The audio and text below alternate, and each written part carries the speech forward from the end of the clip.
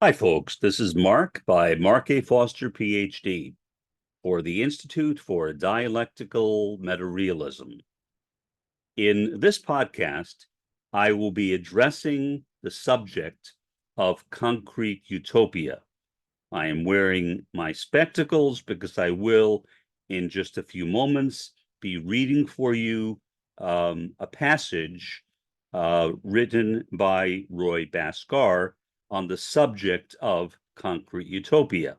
Now, the term concrete utopia was not coined by Bhaskar. Instead, it was coined by a German philosopher by the name of Ernst Bloch. When asked whether he got the term from Bloch, he said that he wasn't sure, that he might have, or he might have picked it up from somewhere else. So I don't know. He may have gotten it from Bloch, or he may have not gotten it from Bloch. Either way, here we would be concerned with the notion of concrete utopia as it was formulated by Roy Bhaskar and not as it was formulated by Ernst Bloch. The significance of the concept of concrete utopia can be seen, I think, in relationship to the book by Friedrich Engels, Socialism, Utopian, and Scientific. In that book, Engels condemns, criticizes utopian socialism.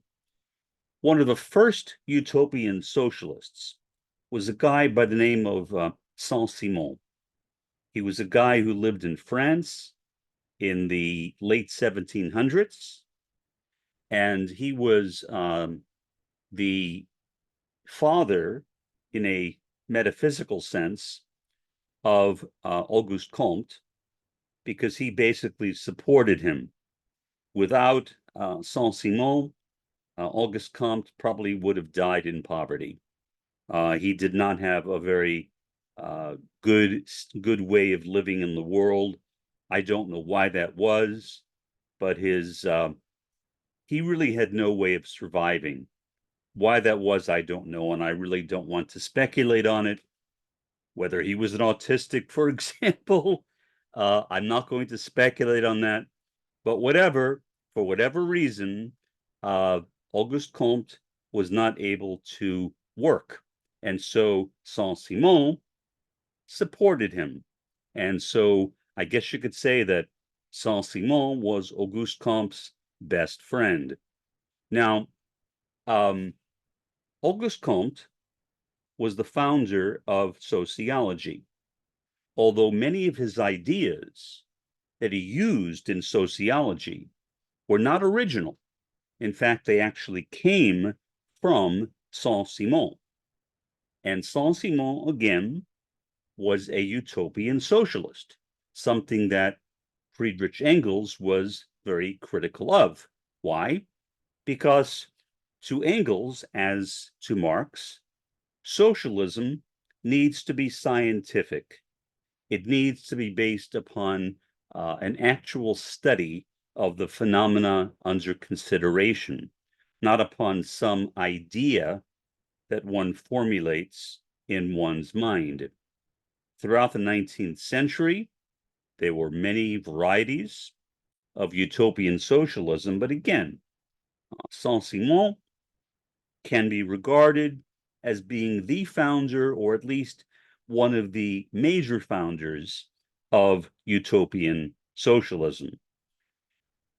So Marx and Engels did not like the way utopia was used up until that time. Why?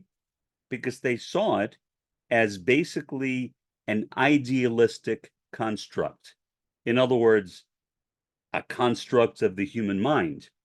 And Marx and Engels were realists and materialists. And so to them, the relations of production, which are concrete, material, and real, are the basis for any genuine socialism, not the thoughts that one may or may not have floating around in one's head. So what I will do now is I will read for you a passage that was written by Roy Bhaskar on the subject of concrete utopia, which distinguishes, I think, between that and what Engels was critical of. Here is how the distinction, I believe, is made. To Roy, utopia was not idealistic. To Roy, utopia was real, which is why he called it a concrete utopia. It was real and material, not a construct of the mind. So it was a very different understanding of utopia than, say, Saint-Simon had, or some of the other people who followed him, who developed their own forms of utopian socialism. Next, in the first sentence of what I will read, there is the word dharma. Some Sanskrit scholars have argued that the word dharma cannot really be adequately translated.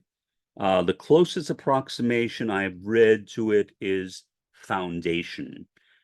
I strongly disagree, although perhaps I have no right to disagree since I am not a Sanskrit scholar, but I will disagree anyway. Who cares? To me, a good translation of dharma is natural law. Of course, in the West, we have natural law theories, the idea that there is a system of natural law which pervades the universe, and that, for example, we learn ethics or morality based upon the natural laws which exist in the universe. Now, Roy Bhaskar was not a fan of the concept of law. He saw it as too rigid and determinative. Instead, he preferred the term causal mechanisms because he thought that that was much more flexible and it allowed for the power of human agency. In other words, it is not that we are forced to do something based upon some natural law. We are presented with a series of mechanisms, but we do not have to follow them. And in fact, we can engage with those mechanisms and perhaps even change or modify them. So let me read to you what Roy wrote. In a way, you see, coming into your dharma, there's that word, is an ongoing process. To be fully in your dharma, you would need to live in a society that accepted the principle of everyone being in their dharma everywhere. Okay? If you had such a society, it would be a eudaimonistic society. That means a flourishing society, in effect. A society in which the free development of each is a condition of the free development of all. And to achieve that, the first thing you need is survival, which for many people is a continuous struggle, including to some extent for me, for Roy. But once you have survived, then you need to flourish. And that is wholly possible, I do believe, in a spirit of concrete utopianism. We have to overcome the material constraints that prevent humanity from having the future that it could still have.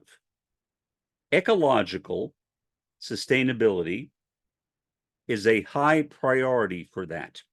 And of course, having a mode of production, consumption, settlement, and care, and a way of organizing our economic life that does not involve the exploitation of human beings in the ways that our current capitalism does is another. Okay, so that's one thing that Roy said. Now, we'll switch over to an interview between Mervyn Hartwig, who again was Roy Bhaskar's primary co-author and also Roy's primary editor. Okay, so Mervyn asks, did you borrow the concept of concrete utopia from Ernst Bloch? This is Roy's response. It might be a concept that I initially picked up from somewhere else. So he doesn't deny, he's basically saying, I don't know, but I gave it my own meaning. Indeed, I was implicitly using it when I was teaching economics in Oxford in the late 1960s and early 1970s. Okay, so then Roy continues. I can find it here. An emancipatory praxis needs the concrete utopian moment, specifying how the world would or could be a better place if and when the constraint or absence, which we've talked about absence many times, and you can see the word behind me, that binds the agent is itself absented, also behind me, absenting the absence, or constrained. Okay, so that is basically a description of concrete utopianism, simple one, that Roy proposed. Roy actually encouraged critical realists to come up with their own versions of concrete utopianism. I don't know exactly how many have. I must admit, I have not. It is not something which particularly interests me, and I'm not sure exactly how I would do it anyway. I don't feel, for example, that I know enough about economics, basically nothing about economics, or enough about political science, only a tiny bit about political science, to come up with a concrete utopia. I suppose using sociology, especially as a social theorist, I could come up with something, but it just has not been on my list of priorities. So at least to this point, I have not developed my own model of concrete utopia. But who knows? I might in the future. Okay, so the idea of a concrete utopia is a utopia which is based upon material reality or even spiritual reality, but it is based on reality, meaning it is not something which we simply dream up in our minds, the way Saint-Simon and others dreamed up their own versions of utopian socialism in their minds. That is not something that Roy Bhaskar would have approved of. So how can we take the concept of concrete utopia or concrete utopianism and relate it to Maoism third worldism? Well, here is how I think we might begin that process. Certainly, here in the Western world, where I am, in the deepest part of Texas imaginable, 2 miles north of the Mexican border in the Rio Grande Valley. Here where I am in Texas, a very conservative state, although this part of the state is not particularly conservative, but nonetheless, certainly it is not a communist part of the United States. But are there any communist parts of the world? Maybe, I'm not sure. Regardless, I'm not exactly sure how the concept of a concrete utopia could be developed in a way that would accommodate Maoism third worldism, but I will give it a shot. You can take it for what you like. If we throw out capitalism and we should all throw out capitalism. Please, please throw out capitalism. We don't need it. It's an evil system, and we should have discarded it a long time ago. But unfortunately, capitalism is still very much with us. So, if we throw out capitalism, that means, at least in part, throwing out the first world, throwing out the empire, which can also be called the American empire, throwing out the capitalist world system, and looking for those parts of the third world that are perhaps not as contaminated by capitalism as other places. And there are some places like it. Sadly, the number of those places diminishes with every year. With every year, there are fewer and fewer parts of the third world that have been untouched by capitalism. And to me, that is a tremendous tragedy, because literally indigenous societies, for example, along the Amazon River, have been destroyed by capitalists seeking to use the wood in the jungles. And so they have been willing to cut down the jungles for their wood, and not had any concern at all for the indigenous tribes that live there. And now, as a result, in a period of just a few decades, communities that literally had no contact with the outside world now have televisions and computers. I have nothing against televisions and computers. Obviously, I'm using a computer right now, but to impose that upon an indigenous society is, I think, a tremendous shame and almost sinful, if I can adopt that term in a more secular way. I saw a movie back in the 70s. It's called The Green Light Expedition. And these two people went on a journey down the Amazon River. And you saw these wonderful people, magnificent people. Some of them spoke with clicks. Most of them wore no clothing. They were marvelous to watch. Just seeing people living in that kind of untouched environment.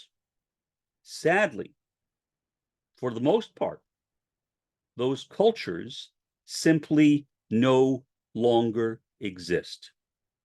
And I can't imagine a tragedy worse than that. It is a really good example of how we in the first world, and I include myself in that, because I believe in a kind of collective guilt or collective blame. And so I take responsibility for it, even though I was not directly involved in that process. How we in the first world could have literally destroyed entire cultures, all for the greed of cutting down forests and selling the timber.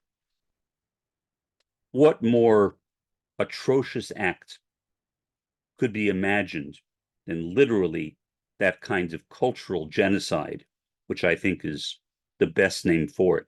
Pure cultural genocide. In any event, back to the topic of concrete utopianism. I am not saying that those societies were utopias. I don't know. I haven't studied them enough in depth. But I can say that those societies were much closer to the land than I am. That those societies were much more in touch with their spirits than I am. And that is something that I long for, but it is not something that I have. And I don't think it is something that, for me, is even attainable. I wish it were.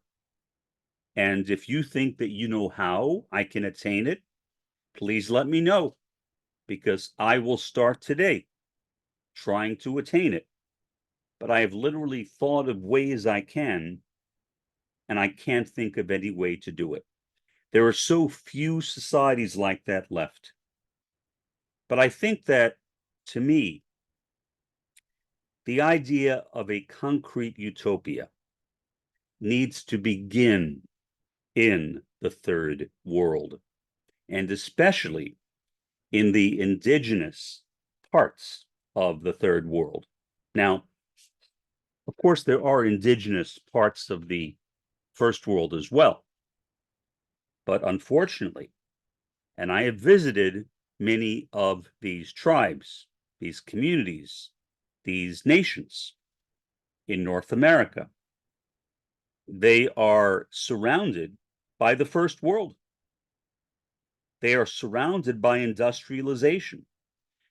Now, I am not trying to put them down or to put any limits on them or to say that they cannot contribute to the idea or to the development of concrete utopianism. My only point is that I think that the best hope that we have for developing a true concrete utopia is in the indigenous areas of the third world, because there still are, fortunately, some parts of the third world that are relatively untouched by westernization. Again, the number of those societies diminishes every year, but there still are some.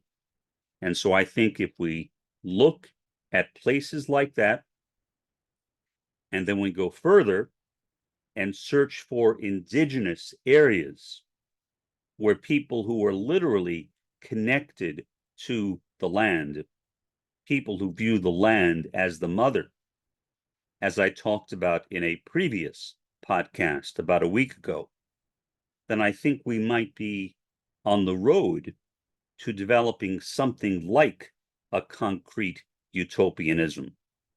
Because utopianism, to me anyway, needs to involve something connected with the land. I don't know how, because I, as a first worlder, I, as somebody who is not indigenous, have no connection with the land. I know it. I don't. I was born in Lower Manhattan, raised in the Bronx and Queens, all in New York City, and yet do I feel a connection to the land in New York City? No, not at all. Did I ever feel a connection to the land in New York City, even when I lived there? Again, no. What I felt a connection to was my family, sort of, to an extent, and then primarily to bookstores. I loved going to bookstores.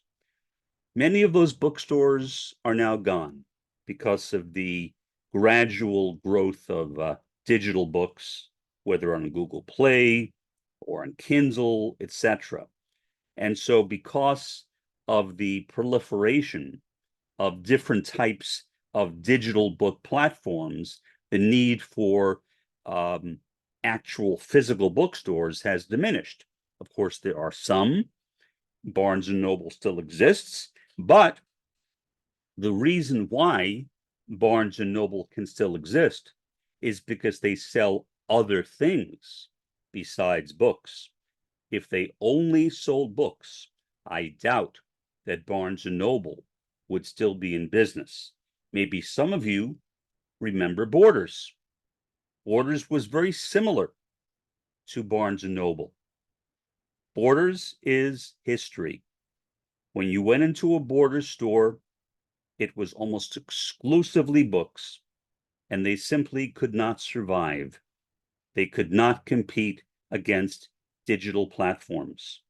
I mean, even I would much rather get a digital book than a physical book. Why? because it takes up no space. Plus, it is easy to copy and paste. You can't copy and paste from a physical book, but you can from a digital book. So I love digital books. I'm not complaining about them. I'm just saying that because that was my only connection to New York City, books, bookstores. And now the bookstores are mostly gone. So I literally have no connection to that place. Do I even want to visit New York City? Honestly, no. I mean, I wouldn't mind.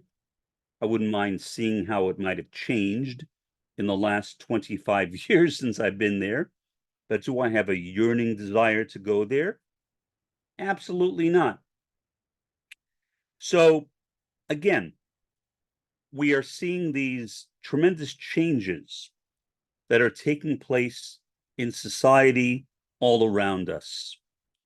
And the one of the major things that I always try to keep in mind when I think of a concrete utopia, not books, but it's developing a society which is based, at least to some extent, on a connection to the land, a connection that I do not have.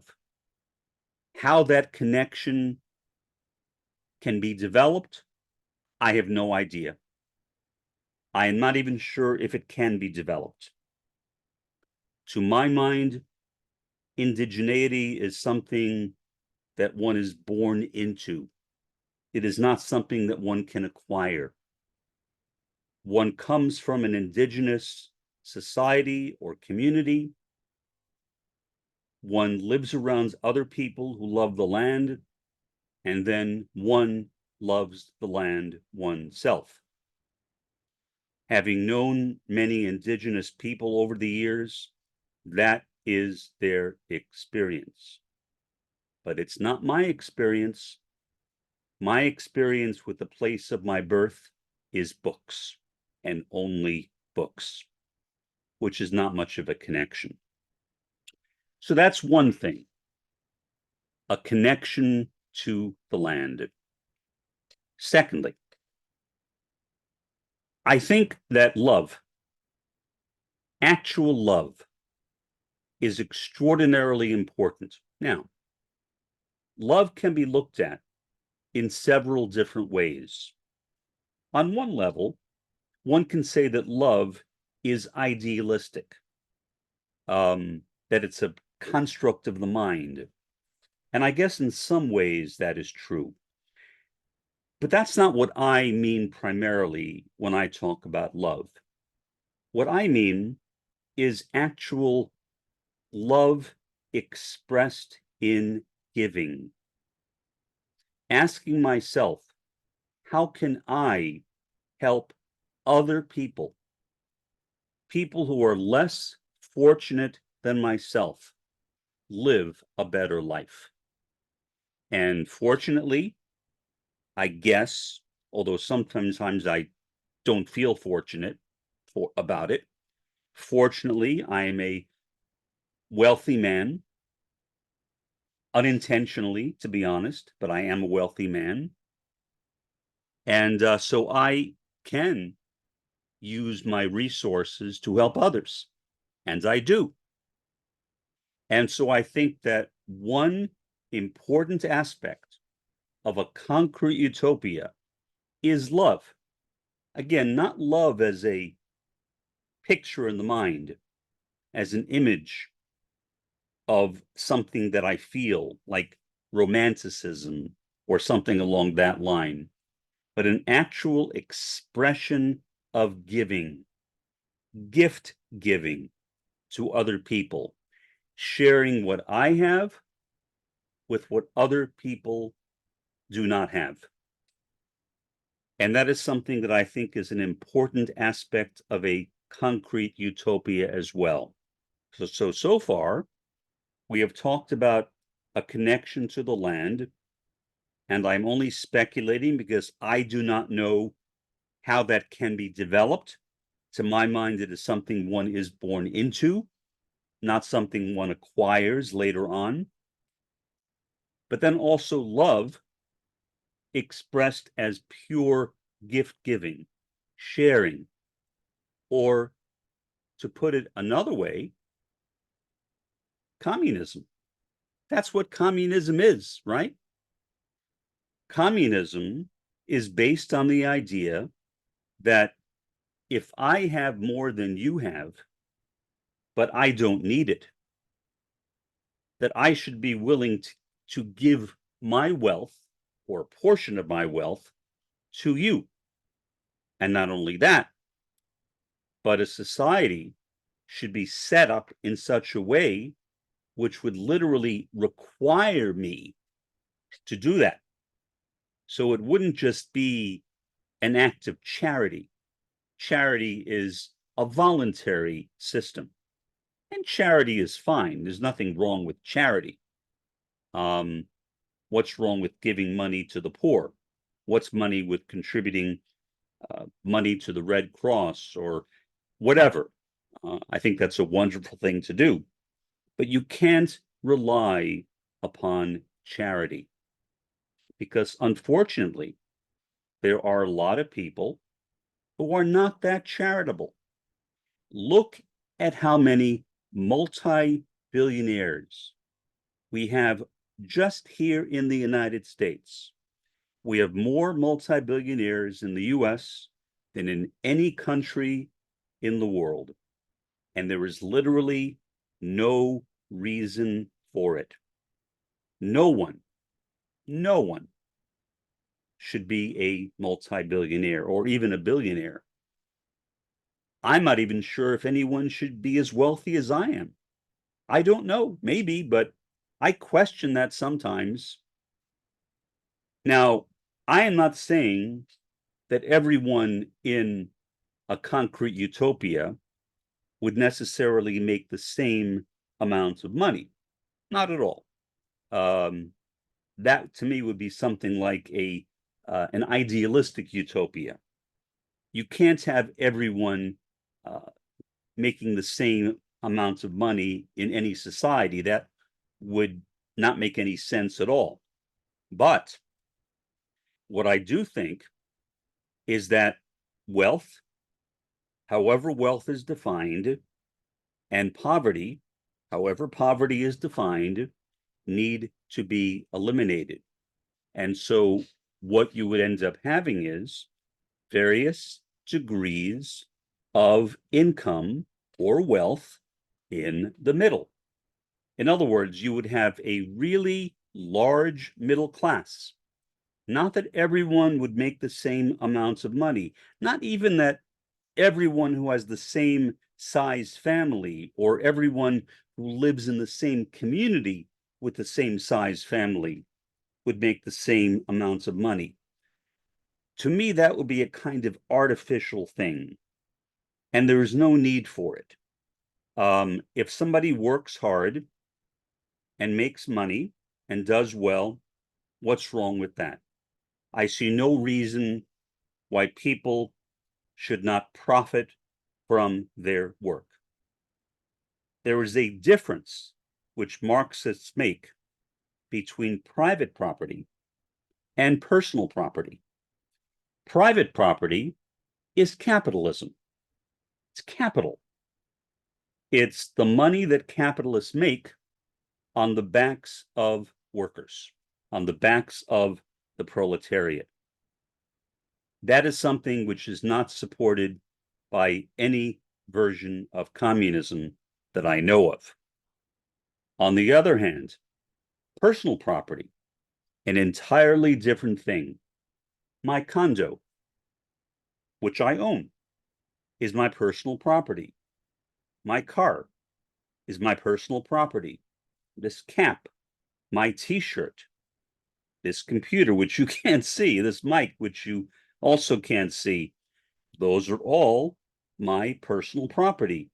And as I see it, there is nothing wrong with having those things. So to me, in a concrete utopia, personal property would be fine. The problem, again, would happen if personal property were taken to the point of people becoming billionaires and multi-billionaires. In other words, there needs to be some concept of moderation. Exactly what that concept of moderation would be, I can't answer that question. I literally don't know. But some concept of moderation would need to be introduced, and not only introduced, actually enforced by society in some way. Again, how? I don't know. But I think that is the way that communism would need to develop. And once again, I think that the best place for that kind of concrete utopia to develop would be in an indigenous area, primarily, but not exclusively, in the third world. Because to me, those are the places which are closest to the land. Those are the places which are least materialistic. Taking the United States, the first world, anywhere in the first world that is especially not indigenous, and expecting us to become concrete utopian is, I think, unimaginable. I cannot conceive of it. Who in the United States, well, I shouldn't say that, I'm sure there are some, but how many people in the United States would be willing to give up their wealth in the name of communism? I just don't think so. And that is why I think that Maoism, third worldism, is so important, because I literally don't think that communism can begin in most of the first world. I'm not saying all of it. Again, I'm excluding some indigenous areas. Maybe. I don't know. But I think that the best place for communism to begin, which to me would be a concrete utopia, would be in the third world, and especially in an indigenous area of the third world. And sadly, we don't have much time. We literally don't have much time, because those indigenous areas in the third world are diminishing very rapidly. I don't know how long it will be before they are simply non-existent. I can't answer that question. So I think that the sooner that the first world, I'm trying to say this in a tactful way, goes away in some way, simply disappears, and is replaced by the third world as the dominant power of the earth, the more successful, or the easier, perhaps, it will be to establish a concrete utopia, again, beginning in an indigenous area of the third world. So those are just some preliminary thoughts. And I really have not thought all of them through that much. Some of them I have more than others. By thinking them through, I mean having read a lot about it, which I have not done. And again, unfortunately, I am limited to the knowledge I have as a sociologist, as a historian, as a journalist. Since I'm not a political scientist, I'm not an economist, there are limits as to what I can propose.